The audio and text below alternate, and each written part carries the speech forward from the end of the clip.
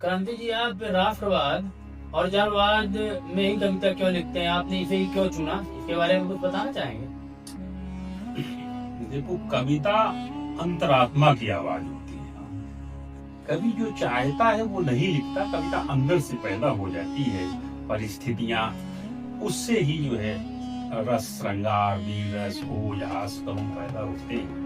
मैं कविता के रूप में तुमको बता देता हूँ कि मन करता है मैं हास लिखूं, परिहास लिखूं, अपने अंदर की प्यास लिखूं, मधुमास लिखूं। मन में विचार उठते हैं लेकिन कलम नहीं चल पाती है। छल छंदों के शब्द जाल में कलम नहीं फंस पाती है।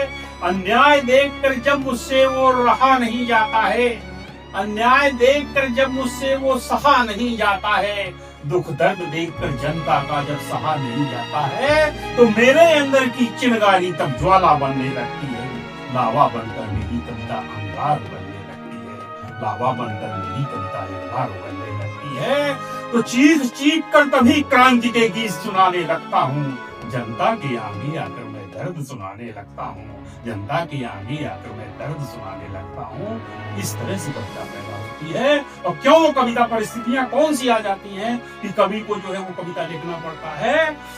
कि शैतानों की शैतानी में फंस राजनीति जब गंदी हो, और गीत वतन तक के गाने में यार जहां पाबंदी हो, कि शैतानों की शैतानी में फंस राजनीति जब गंदी हो, गीत वतन तक के गाने में यार जहां पाबंदी हो, आस्तीनों में पलने वाले हमको फुफकार बताते हो, जननी जन्मभूमि पर वो अपना अधिकार दिखाते हो, तब यार लेखनी को अपनी तलवार बनाने लगता हूँ, तब यार लेखनी को अपनी तलवार बनाने लगता हूँ। इन देशद्रोहियों का खुलकर उपचार बनाने लगता हूँ, इन देशद्रोहियों का खुलकर उपचार बताने लगता हूँ। जनता के आगे आकर विश्वास दिलाने लगता हूँ। इस वीर प्रसौनी वसुधा का इतिहास बताने लगता हूँ कि कलम छोड़कर जब भी हम कर में करार लेते हैं, देशद्रोहियों छलियों की गर्दन कुचाल देते हैं, देशद्रोहियों छलियों की गर्दन उतार देते हैं। ये वो परिस्थितियां हैं जिनको राष्ट्रवाद और जनवाद पर लिखते हैं। राजनीति मनमानी करने वाले जब सत्ता के रखवाले हों,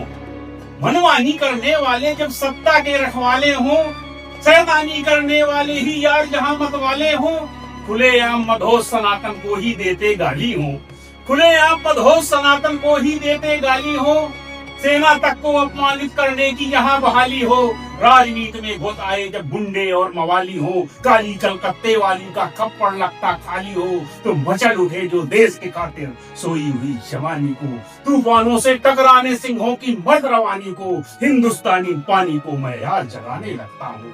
और क्रांति का बिगुल बजाकर, और क्रांति का बिगुल बजाकर आग लगाने लगता हूँ, और क्रांति का बिगुल बजाकर आग लगाने लगता हूँ।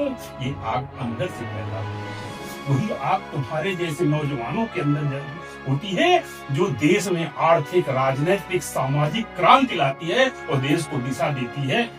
ऐसा नहीं कि मैंने श्रृंगार नहीं पढ़ा, नौगत नौले ताल छंदनो मैंने पढ़े निराला के, मादकता देखी है मैंने बच्चन की मधुशाला के, पर घायल अपना वतन देखिए भाव नहीं भर पाता हूँ, पर घायल अपना वतन देखिए भाव नहीं भर पाता हूँ, देख सी सकती भारत माँ के घाव नहीं भर पाता हूँ।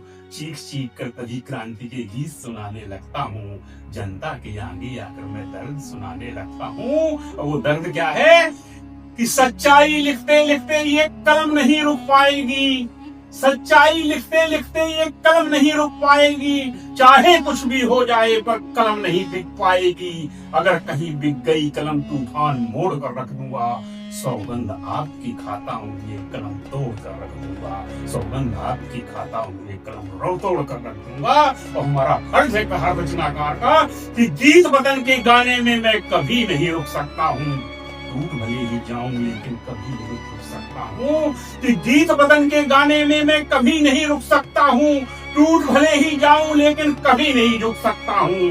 अगर कहीं झुक गया ये सर कलम उसी दिन कर लूंगा, जनता के आगे आकर ये कलम उसी दिन कर लूंगा।